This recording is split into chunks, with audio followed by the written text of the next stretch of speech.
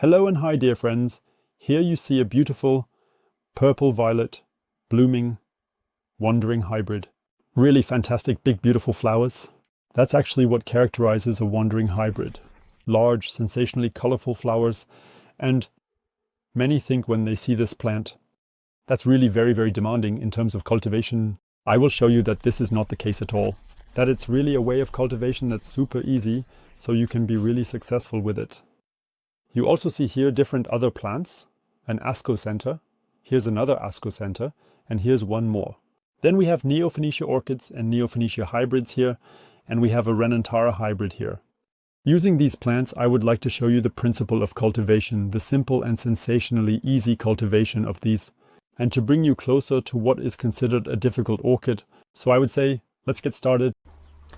And let's start with the beautiful Vanda here on my right side. Here you see the beautiful purple blooming Vanda orchid. To be precise, this is a hybrid, really beautiful flower, and that's what makes a Vanda, these huge flowers, and that is really true. Make sure it's firmly on the windowsill or wherever you have the plant. You see, it's currently in full bloom, and if we now swing over to the shoot, we notice this one here is also really healthy, has grown well, and has developed nicely. And the further down we go, the closer we get to the roots. And you see how many roots are present here. You can also see in the saucer of the orchitop, where the Vanda is planted, currently full of water that comes from the last rainy weather. So the plant has been watered in a natural way. The Ascocentrum ampullaceum will also bloom beautifully soon in the flower color pink. It's also available in white and red. And we see here we have a budding flower shoot. Then here is the second, the third, and here comes number 4. That's amazing. That means 4 flower shoots will soon develop here, and the plant will really thrive. What we can also see here are these spots on the leaves. These anthocyanin accumulations are basically what we apply in the form of sunscreen. It's basically completely normal and a form of sun protection. Also a sign that the plant is being cultivated in a very bright environment. And we see here it's growing in fine black Colomi, and it seems like she's really enjoying it so far. You can't see it right now because the container is moist, but here you might be able to sense it. So these greenish roots, so everything's good. Here we can see a Neostylis. If I'm not mistaken, it should even be a Neostylis falcata. I usually have quite a few hybrids because I love these colorful flowers. I actually find it prettier than a white flower, but you can see how beautifully this plant has settled in here. There are roots everywhere here, even down here, if you can see it. Green Colomi and green root. It's not so easy to distinguish. But I think you can see here there's a root, and you can see how many roots are present here. It's growing in coarse Colomi in a relatively thick walled glass. And you can see how easy it seems to work. And it's really that simple. I'm curious to see when the plant will start blooming. There will of course be an update, and that's why we're going to take a look at the next plant. With the next orchid, this is a wandering natural form. You can see that algae have formed in the container here. That's simply because of that it was sitting really wet for a long time. And I assume so, that there are dead plant parts in there that provided the algae with nutrients. Otherwise, regardless of the algae growth, you can see that there are roots everywhere here. Roots forming new tips. Up here is also a beautiful root. That means what's down here doesn't harm the orchid. On the contrary, it's growing everywhere here. Here you can see the roots that are coming out. You can see it's in coarse Colomi. I would also go with the fine Colomi in this case.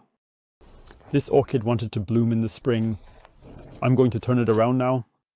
You can see it has brown spots here. Those are burns because it was really exposed to full blazing sun. But that had caused it. That it developed a flower shoot here in the spring means this culture outside in the summer is ideal for walking, and you can see how big the plant actually is already.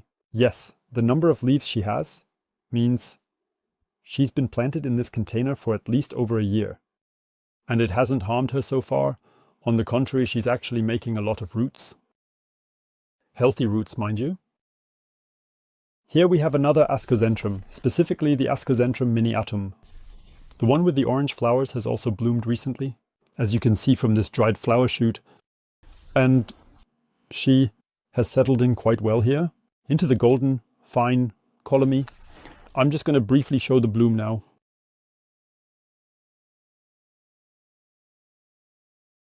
And you can see how beautifully this Ascocentrum is blooming.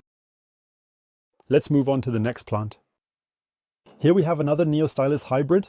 You can see what a beautiful root she has developed now. She has several of these beautiful roots, and the plant has really developed nicely. Strong, firm foliage, and we also see a beautiful root here. We also see how it should be when planting. That means the roots all the way down into the orchid pot or into the orchid.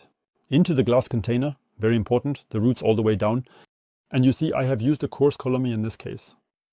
Coarse Colomi used. You need thick roots for Vandas and generally for orchids, but it's not absolutely necessary.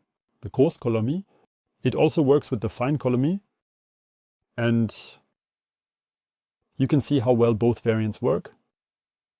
And that's why let's take a look at the next plant. Here we see the next orchid, which is a Renantara hybrid. Really well developed, very, very large, as we can see. Red colored foliage, which is because it's cultivated outside during the summer months. And you can see how many roots is it developing here and has already developed. If you're wondering why the glass, because it's so full of water, that's simply because the last few days it has rained heavily. Those who watched the last video know how much it rained. And that's why it happens that the plant sometimes stays a bit wetter for a longer time. Here in the leaf axils you can also see the puddles still standing, so to speak. I am curious to see whether the plant will come up with the idea now in winter or in spring to bloom. We'll see about that, and I'll bring the corresponding report. If you have any more questions regarding the topic of orchids from Vanda hybrids, Ascocentrum, Neostylis, or Renantara, or Neostylis, it doesn't matter. Feel free to write it in the comments. If you have your own experiences where you say, hey, give this a try. That worked really well for me. Then feel free to write that also in the comments. Otherwise, I would say thumbs up, subscribe to the channel, and see you in the next video.